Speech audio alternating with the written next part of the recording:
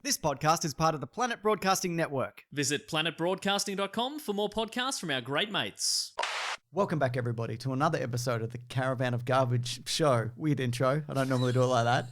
But You got very pretentious. You're like, ooh, the Caravan of Garbage show. It's not a show. I mean, Ben and Lawrence, who do the edits, they do a lot with a little. You know what I mean? Very much agree, yeah. Where this week we are wrapping up the Matrixlogy. Should have used that episode 1. Do you reckon? Yeah, but you know, sometimes inspiration only strikes too late, way too late. Sure. Know? Yeah. Do you think inspiration has struck way too late in people leaving a like on this video for one, but secondly, for the third Matrix film? Is it diminishing returns for you? How did you feel coming back to this? You've said too many words, and I had an answer for the first thing you asked, and now I'm so confused. It's not too late to leave a like. People should definitely leave a like. Look, I think I think The Matrix Revolutions is a decent capper to this trilogy, but I do not think it has as many memorable action sequences as the first one or even Reloaded. Yeah, I would agree with that. It feels like a lot of the things they're doing, except for the 40-minute mech battle, which we'll talk to, they've done variations on it before. Like we get a Smith and Neo fight, but they're flying and they're in the rain. We get like a lobby scene, but everybody's upside down or whatever. But looking behind the scenes, like on that scene in particular, they're really like flipping people onto the roof. Like they cabled them up. Like I thought it was just like, they blue screened it. They put them upside down or whatever. Turned the camera upside down, but they did it for real. So maybe they did that thing where they lock the camera and it looks like somebody's walking up a wall, but they're actually turning the whole thing. Oh, they call that the JGL corridor spin around. That's what they call it. Huh. Yeah. Even before JGL did it. That's right. Wow. They knew it was coming. Wow. Yeah, they planned that for decades in Hollywood. Wow.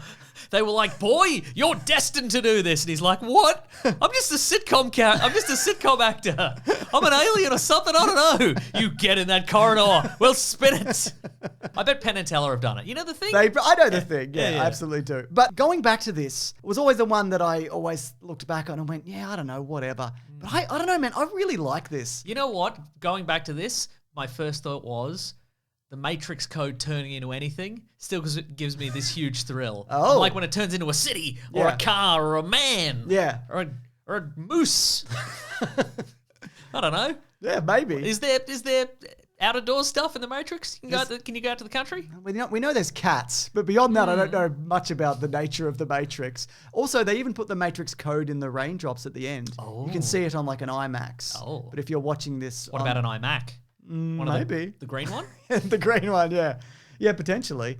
So one of the things I think didn't do this movie any favors was the fact releasing this 6 months after the other one. I don't think it helped. Like they were going for Year of the Matrix. Yeah. I also think some of the marketing choices, like this poster that Ben alerted me to of Hugo Weaving flying in the rain with lightning behind him. I remember that one, yes. You see that one? Yeah. Mm-hmm. So I think, I don't think everybody was as jazzed for this, and that was reflected in the numbers. And in that meme, have you seen that meme? What's the meme? It's the men looking increasingly, the audience members looking increasingly less and less excited over the movies. You know that meme? Remember that meme? I'll show you the meme later. Can't wait to see it. Okay, great. Can't wait to watch it back in this video. The famous men. Famous men. So obviously also the Oracle had to be recast. She passed away, the original actor. Yeah, Gloria Foster passed away, was replaced with Mary Alice. Apparently at first they weren't going to acknowledge it, but I think that you can't do that. No, exactly. Just everybody walks in the room and just goes, whatever, different person. Yeah. Like, or not different person. Yeah, I think it's good that they did it, You know what? Speaking of people walking in the room, one of my favorite moments in the rewatch is the moment where Agent Smith goes to the Oracle's apartment. Hundreds of Agent Smiths, and they all like bob their head identically under the beaded curtain as they go into a lounge room. There's some great Agent Smith doubling stuff going on here. Yeah. What I also thought was interesting about that scene and sequence is that Seraph mentions that he'd beaten Smith before. Yeah. And I just wonder... Boggle is the answer. Yeah. A game of Boggle. But when did that happen? 11 points on the word quagmire. That's how he did it. That's how he did it. Yeah. He's one of the best. But that also speaks to the theory that we talked about in the last episode, where potentially he was another version of the One. Yeah. Or, maybe he's just, like a rogue program who's just more powerful. Well, one of the Merovingian thugs mentions upon seeing him that he doesn't have his wings anymore. So perhaps he was a seraph in the literal sense. Maybe he's from that wacky universe where everything was horrible and nightmarish and Frankenstein all the time. Yeah. Remember The Matrix 3 Frankenstein all the time? And he was an actual, angel with wings. So. Yeah, no, you might be right.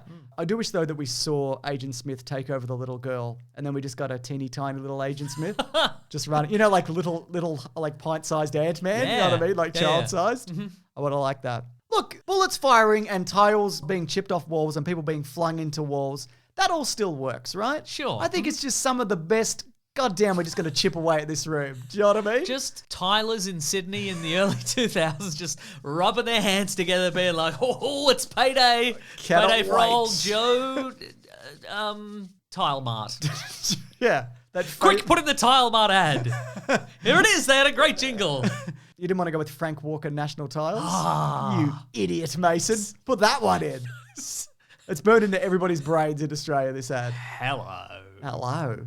Anyway, as mentioned, I never really liked the mech fight, but this time around, and maybe it's just because I've been immersing myself in the world of the Matrix. Maybe it's because it starts at about the halfway mark of the movie, and it never ends. It's still going. If you put it in a DVD player in 2005, still going. Still watching it. You just leave it in a room. It's still going. The mech fight's still going. Squids are still pouring in.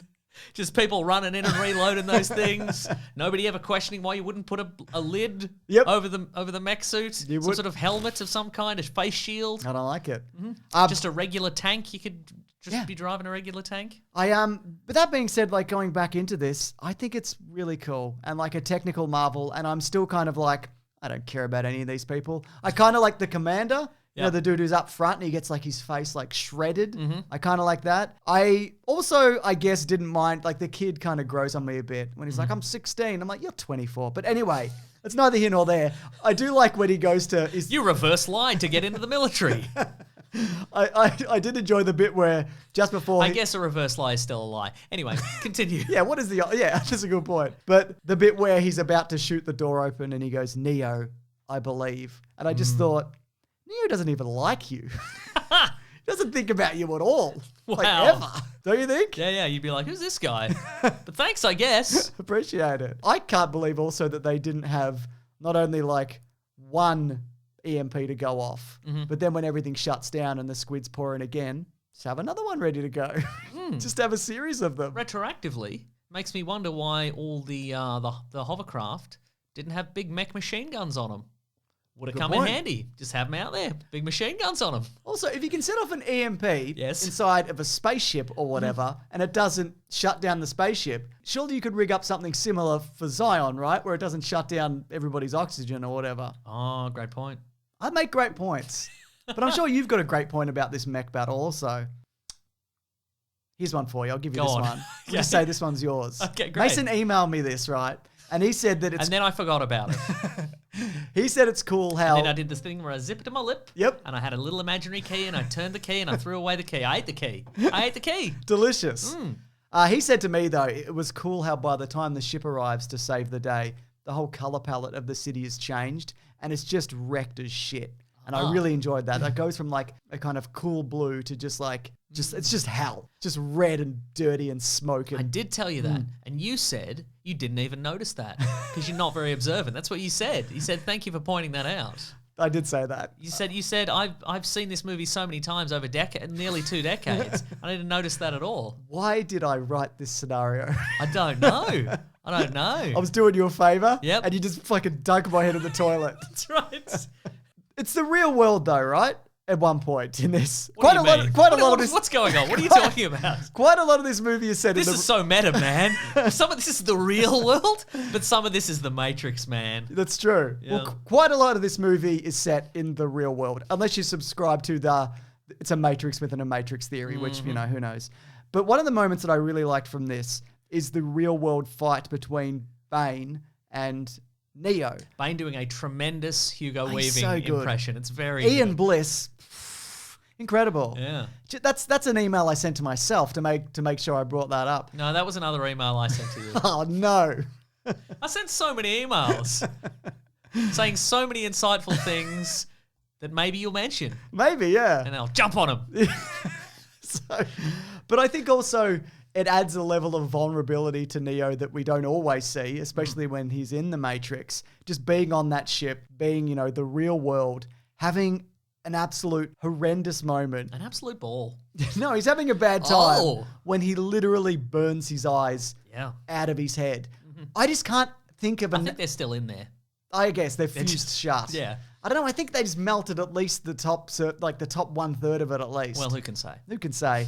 But the fact that they were bold enough to go, you know what, Keanu Reeves is the star of this film and he's a very handsome man, but let's just fucking fuse his face shut. That was one of the moments that really stuck with me of this film of like, oh my God, he's like the main character. He's not a bad guy. It's not like an Anakin Skywalker situation.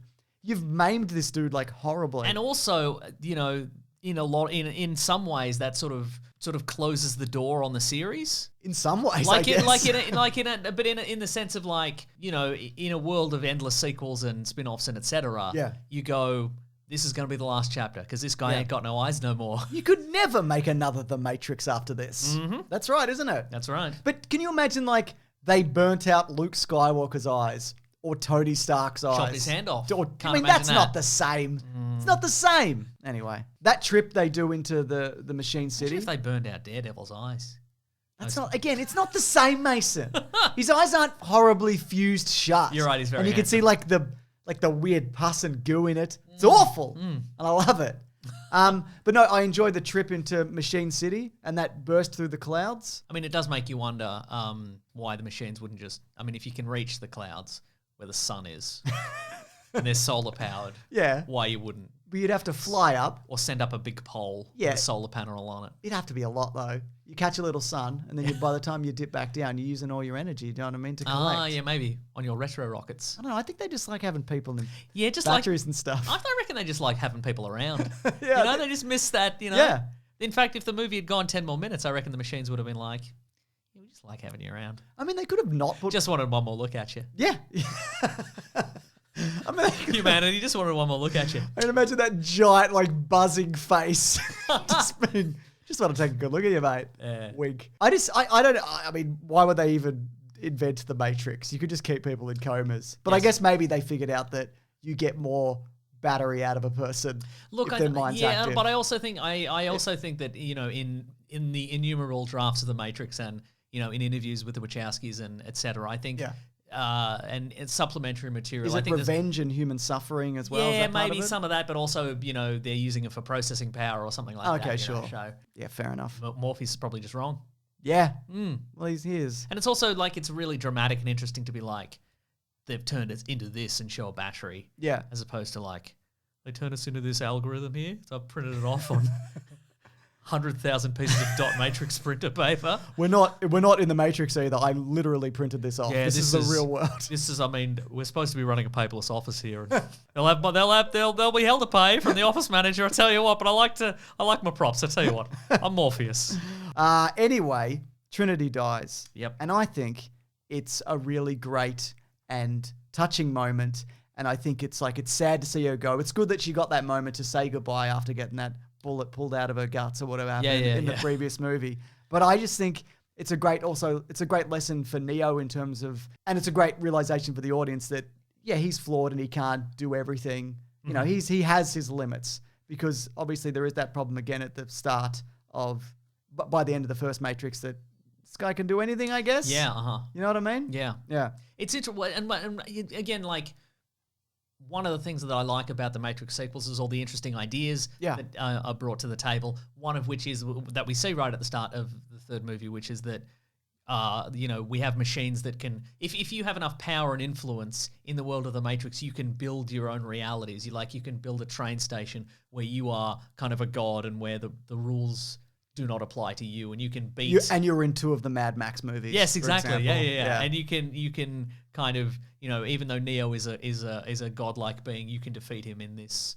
scenario. I mean, it is slightly undercut by the fact that in like the very next scene, the heroes go to the Merovingians club where he's built a club where the rules of physics don't apply. Yeah, and yet someone could still just shoot him in the head. You'd probably switch that off. Switch that switch off, Go into settings and be like, can't shoot me in the head. If you're French, gravity off, shooting me also off. Wife sexy. Yeah. Sexy slider all the way up. Do I want her to say anything in this movie? Not really, apparently. Mute. Put the wife on mute. Am I right, fellas? Well, he's got to be back, that guy. Who hates their wives? I'm one of those guys. I'm married, but I hate it. I'm that guy. Oh, bloody ball. I'm down at the pub, but I'm pretending I'm still at work. Look at me. Just divorce your wife. Divorce her. So- The Merovingian. Well, he's coming back for the new one. But speaking of the new one, with Trinity being like definitively dead, Yep. I do wonder whether any of the returning characters are going to be digitized versions. Either they've had their conscious uploaded to the Matrix, and whilst their physical body has been destroyed. Yeah. I think that's more likely with her than Neo. But like, I wonder whether she's just a program running in the new Matrix. You know what I mean? Because it seems like she dies and nobody got to her, by the time, this movie's going. Yeah. During the course of this movie. So anyway, we'll see, I guess, won't we? We sure will. Anyways, the end fight. Another thing that I never used to really like, but looking back at it and the way that it's set up and the resolution, it makes sense that they'd first of all be evenly matched because Smith can see the future, but at the same time, Neo is probably more powerful, so he can't block everything. Another thing from this is the movie that made Warner Brothers go, I reckon we can take another run at Superman. Like, this was the moment. Really? Okay. Yeah. Makes a lot of sense. It Okay, does. sure. And the other thing is, this fight... There's a lot of sadness in the rain in those movies too. God, is there? Yeah. But the other thing is, this fight for Neo, it's just for show. Oh, for sure. Yes.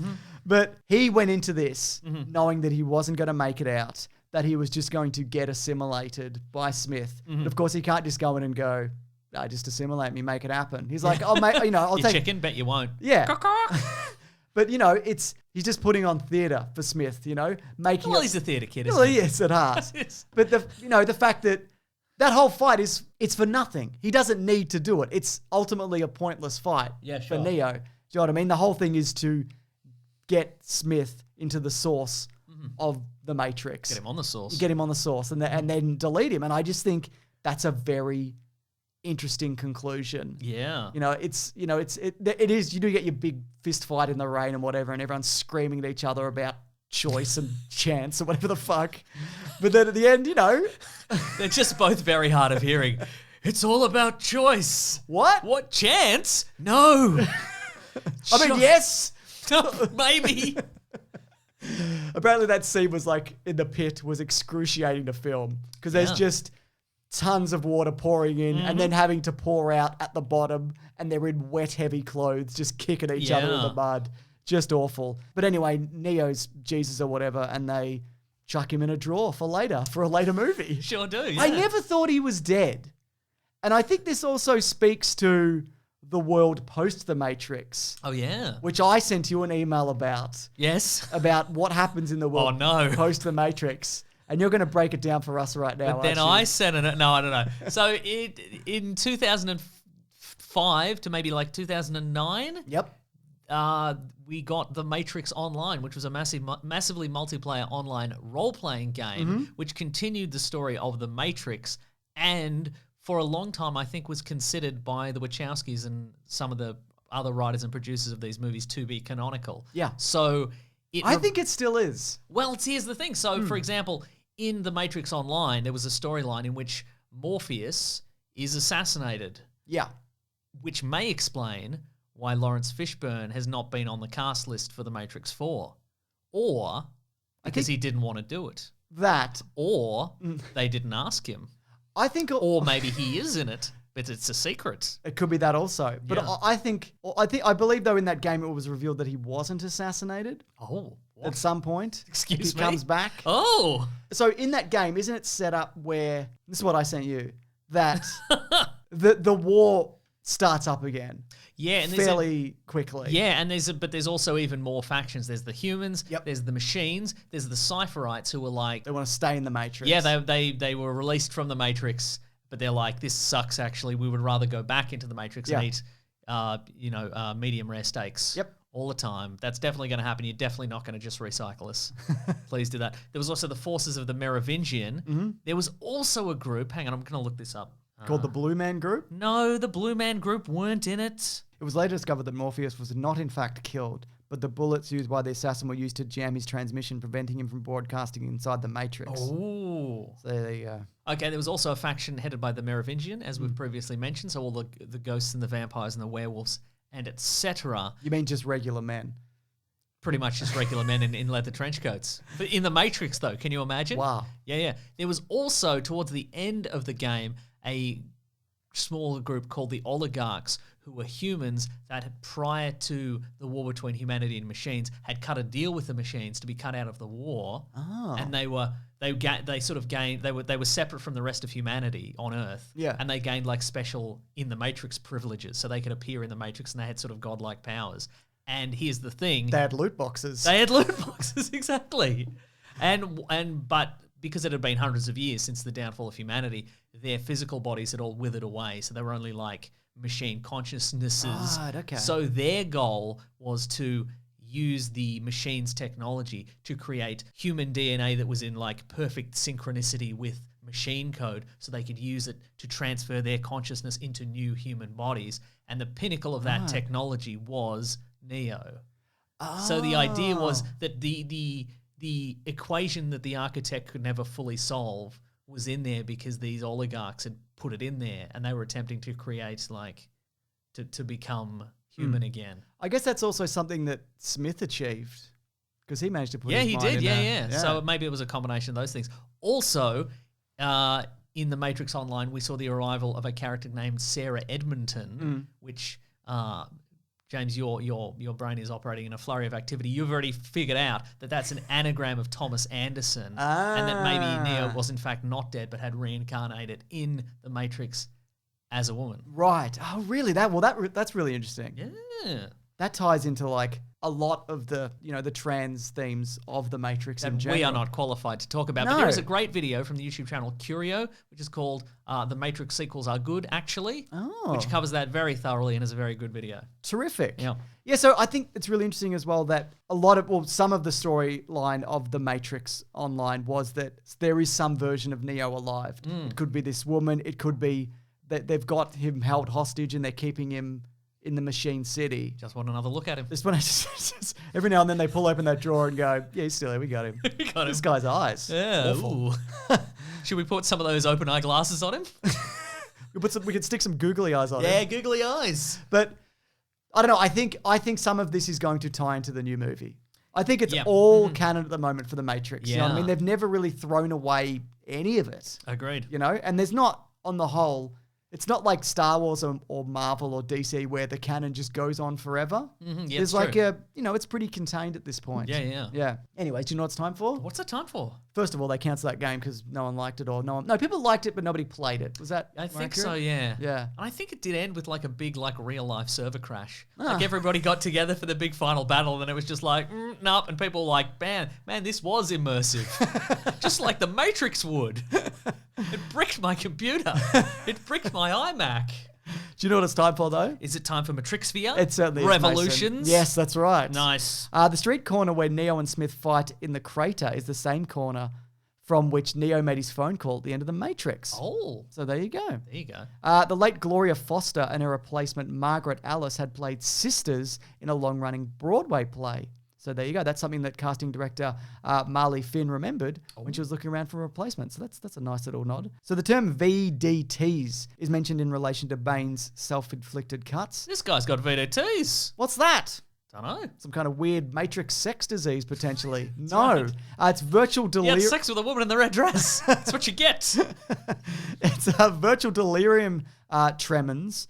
So the idea is that it's the absence and or withdrawal from the Matrix. Yeah. So that's what that brings about, you know? Okay, all right. It's like the Bends, the album.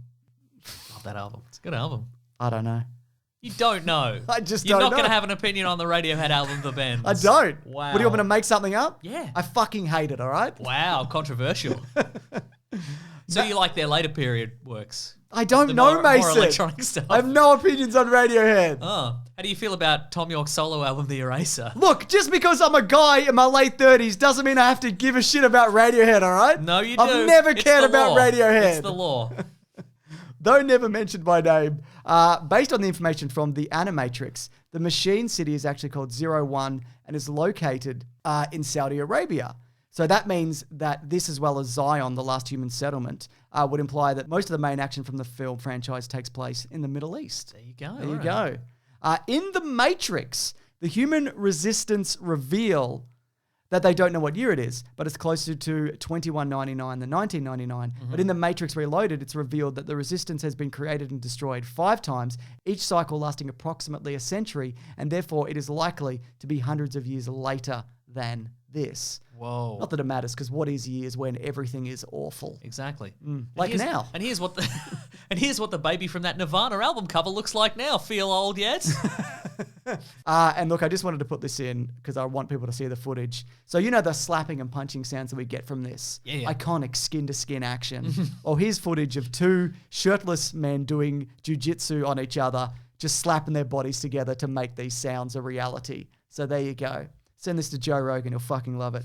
All right, Mason. Yes. It's box office time. Uh-oh. So this one cost 150 million, like the last one. It only made 427 million, down from the 739. Ba-bow. I think, like, partially because people were a bit lukewarm going out of the last one. They didn't expect a man to sit down and explain the Matrix to them at the end. And Yeah. Did he change his haircut between Matrix Reloaded and Revolutions? well, you can do that, can't you? I think he did. A computer is going to change his haircut? That woman changed her face, Mason. She's a different woman. Yeah, but he's an old man and he's definitely set in his ways. He's not getting a haircut. That's a good point. But I think they should have waited a year, released a couple of video games and comic books, and, you know, wait for the DVD sales to, like, go through. People get an appreciation for it, maybe ramp back up to it. Yes. I think 2 in a year kind of killed the gains on this. Yeah. And if I know anything, it's that you should never lose your gains. You know what I mean? Keep grinding. You know what I mean? Absolutely. 5 a.m. start. Yeah. You know, don't lose your gains from the bends. Straight into OK Computer, you know? I wouldn't know, Mason. I don't have an opinion. You shouldn't. It's in your DNA. You know. What if that's my ability in the Matrix? I can unlock that I have opinions about Radiohead. That's it, yeah. Oh my God, I do know a lot about Radiohead. And I hate him. I hate him, Mason. Anyways, I'm curious though. First of all, what do people think about this trilogy in general and the way it wrapped up? Because I've definitely come around on this. I quite liked all of this coming back to it. Same. I think it's way better than I gave it credit for initially. They thought about this. I mean, you know? More than they thought about Speed Racer, am I right? People also like that. No, they do. It's just me, I think. Remember that time they made Hugh Grant Asian in that movie or whatever? Nope. Cloud Atlas? Oh, yeah. Yeah. I mean, some thought went to that as well, obviously. Very much so. Anyways, I'm curious, though, also if people want us to come back to cover Enter the Matrix and also The Animatrix. Yeah. Because Enter the Matrix is its own self-contained video story, and The Animatrix is obviously a series of vignettes, if you will. Yes. That kind of I flesh will, thank you. Thank you. That kind of flesh out the world. But look, if you do want to see any of our Caravan of Garbage videos early, like what we're doing next week, here's a hint. Wow. Whoa. It's maybe Ghostbusters. I can't remember what's on the list. Can't remember. Do you want me to look at it now? Yeah. All right, fine. Fucking Jesus. Fucking Radiohead.